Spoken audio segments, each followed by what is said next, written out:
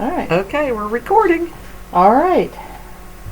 I'm Sue Roy, president of the Ohio State Grange. I'm Margaret Ann Rule, legislative director of the Ohio State Grange, and welcome to the Buckeye Patrons Pulse podcast number 5. It is April 28th, 2022. And we are here to talk about, I had a legislative conference. Yes, and it was so good. It was good. It had to be good because the weather was wonderful and I didn't have too many people that wanted to stay inside to listen. But we had some, I think, very interesting speakers. I thought so too. And we're going to give you just a brief overview of the day. Obviously, it started at 9:30 in the morning and went till 2:30 in the afternoon. So we can't talk that long on our podcast. So our first speaker was Justice Sharon Kennedy of the Ohio Supreme Court, and she spoke concerning our justice system, how our courts work and what courts there are. She has a brochure available. You can get it in our office here at the Ohio State Grange, or it will be coming soon on our website once we get our website up and going. She talked about the Ohio Constitution, when it was written and amended, and you can find our Ohio Constitution online at the Ohio, the website is ohiosos.gov, but Ohio Secretary of State is the official name of the website. So it's available there. She also talked about how a bill becomes a law. You can find this online as well at the ohiosenate.gov how a bill becomes law. And I know that because I was a state representative and I know that we have that information online.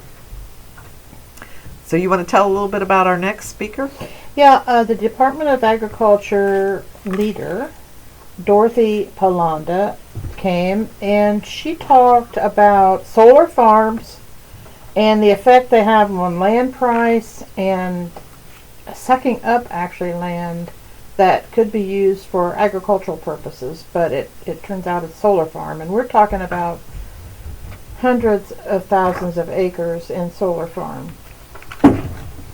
And then she talked about broadband and its need to be in the rural areas.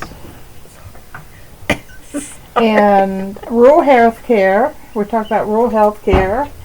And that was interesting because the Grange helped in supporting the telehealth bill that was passed.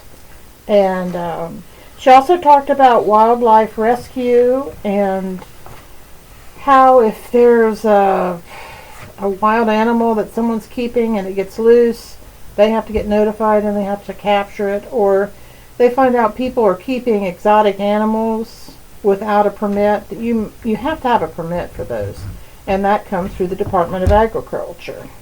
And I was over there when a few years ago we had some individual that had a bunch of exotic animals, and he got mad at his ex-wife and opened the gate and let them all loose, which endangered the citizens in Muskingum County.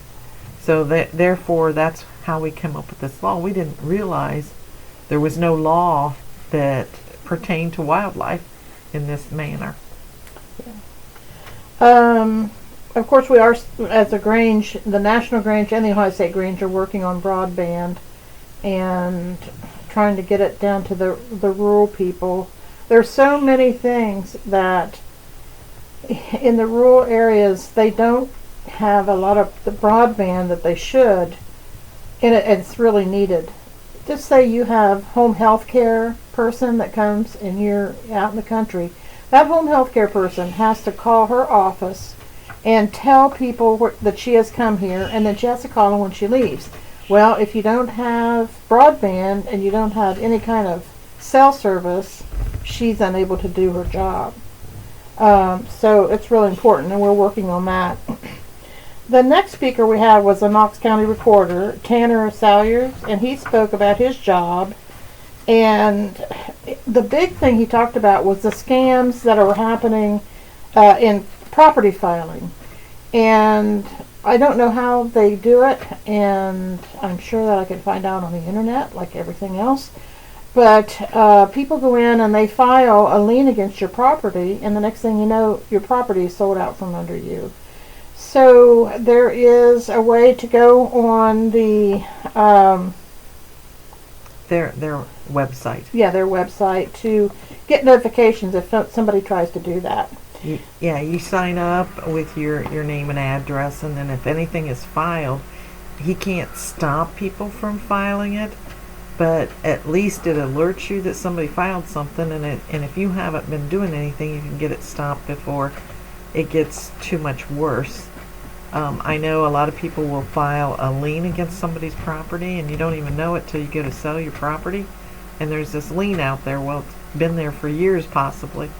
So yeah, there's a lot of things that people don't think about in the recorder's office, that it's not just you record stuff there or do genealogy work there. There's a little more to it, and it was quite interesting to have him speak about it. And you can find this in just about every recorder's office in the state of Ohio. We're not adverse on other states how they handle it.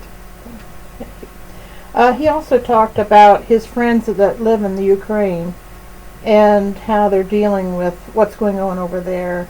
And I thought it was interesting because when I was younger, there was the wheel under me age. They talked about the capital of Ukraine was Kiev, Kiev. Well, that is a Russian term for their capital. It's really Kiev. Kyev, I think. Pronounced that way at least. Kiev. Yeah. And then it is, we always called it Ukraine. And that's, like saying, well, that's Russia. That's like a suburb of, Worthington and Westfield suburbs of Columbus. Well, Ukraine's a suburb of Russia. Well, it's the Ukraine. The Ukraine makes it seem like it should be more. It's its own country that way. Yeah. So that was interesting too. It certainly was. Yeah. And then our last speakers were the Fredericktown police officers, Patrolman Renee Joris and Patrolman Dana Cook. And I asked them to come and talk about some of the scams that are happening, that they're seeing throughout at least our area here. And I think it's kind of state and maybe even national-wise, some of the scams that they particularly are targeting the elderly and what to kind of watch for. You and I, Sue, have talked about some scams that we ourselves have been cautious of that can easily suck you in and try to get you to give whoever money. So if somebody's asking you for money up front on anything, be leery of that. That's usually a scam. You can always check with the police department to see whether or not it's a scam, and they actually encourage that. Yeah, and they have that old adage, if it sounds too good to be true, it is not true. So you just need to be really careful about, and you never want to give your personal information out, like your social security number or anything like that. I mean, that they're even starting on the internet to start, fishing for information about you. And I think we could talk about this all day. We could. And we may talk about that in a later podcast. Yes. But we're not going to get into a lot of detail today. Yeah. But we do have something else coming up. We just finished the legislative conference, and we have another thing coming up this Sunday. Yeah. We have the Rural Life Sunday. It's May 1st at 1 o'clock. It is in Westerville, which is Franklin County, Ohio. It is at the Westerville Community United Church of Christ, which is 770 County Line Road. It's a corner of County Line and Spring Road. It's kind of the border of Franklin and Delaware County. And we will have lunch at 1 o'clock, and then we'll have a service at 2 with speakers, and we'll have just a nice service. Rural Life Sunday is something that's been going on in the Grange for a number of years, and we used to have a bigger group. Some Granges do their own Rural Life Sunday, but it's always the first Sunday in May, always. And so the state Grange tries to celebrate that then. Very good. And we're going to try and wrap this up. See, you got a thought for the day? I do. If I cannot do great things, I can do small things in a great way. And that's from Martin Luther King. Very good. And this is Margaret Ann Rule with the High State Grange. And this is Sue Roy, the president of the High State Grange. We'll talk at you next time. Bye-bye. Bye.